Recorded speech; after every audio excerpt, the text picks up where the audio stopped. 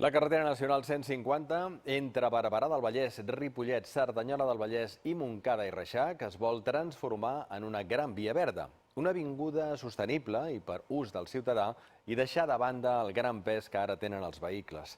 La idea és convertir-la en una de les zones més amables pels veïns, on es prioritzi l'ús de bicicletes i transport públic i més zona per vianants. Avui hem fet una jornada festiva amb tot un seguit d'activitats lúdiques. La Nacional 150 és una de les principals carreteres del Vallès Occidental i passen entre 15.000 i 40.000 vehicles diaris segons els trams.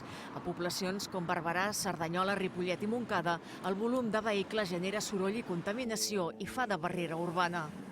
Al llarg dels 25 quilòmetres, l'N150 travessa una zona densament poblada. Convertir-la en una avinguda metropolitana és l'objectiu del projecte anomenat Avinguda del Vallès. Vol reurbanitzar un tram de 6,5 quilòmetres per generar un eix cívic més integrat en els 4 municipis, millorar la connexió entre barris i potenciar la mobilitat sostenible. Aquest matí, un tram de l'N150 s'ha tancat al trànsit en una jornada festiva.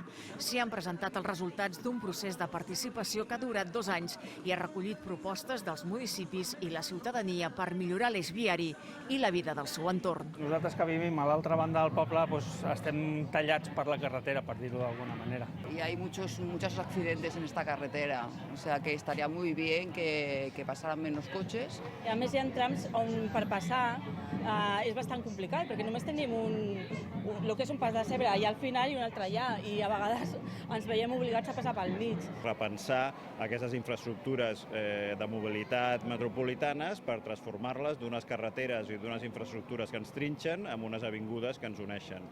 El projecte Avinguda del Vallès és part d'un pla per crear una xarxa d'avingudes metropolitanes dins un programa europeu per fomentar un desenvolupament urbà més sostenible.